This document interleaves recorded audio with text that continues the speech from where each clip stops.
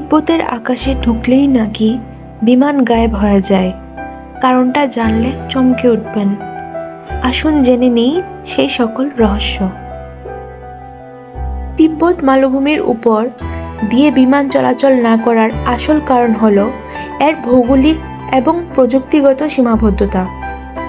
এই এলাকা বিশ্বের অন্যতম উচ্চতম অঞ্চল, যার গড় উচ্চতা প্রায় ৪,৫০০ মিটার বা ১৫,০০০ ফুট।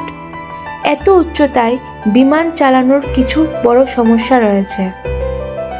প্রথমত, তিব্বত মালভূমির বিশাল উচ্চতা এবং বায়ুমণ্ডলীয় অবস্থার কারণে অক্সিজেনের পরিমাণ অনেক কম থাকে। এটি বিমানের ইঞ্জিন এবং কেবিনের চাপ ব্যবস্থার উপর খারাপ প্রভাব ফেলে। বিমানের ইঞ্জিনের সঠিক কার্যক্ষমতার জন্য পর্যাপ্ত অক্সিজেনের প্রয়োজন, যা উচ্চতায় স্বাভাবিকের তুলনায় অনেক কম থাকে। এর ফলে বিমান চলাচল ঝুঁকিপূর্ণ হয়ে ওঠে। তিব্বত মালভূমির আবহাওয়া খুবই প্রতিকূল এবং অস্থির।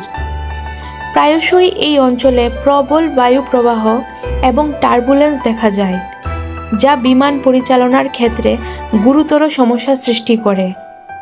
বিশেষ করে শীতকালে তুষারপাত এবং বরফাবৃত পর্বতের কারণে এই অঞ্চল খুব বিপজ্জনক হয়ে উঠে যায়।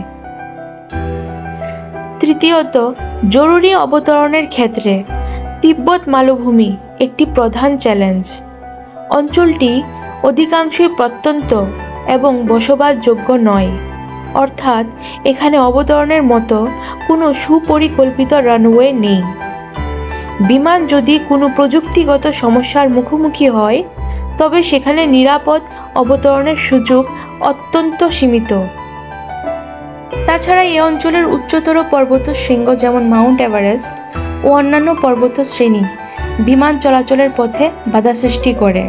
বিমানের ন্যূনতম সুরক্ষিত উচ্চতা বজায় রাখা কঠিন হয়ে যায়।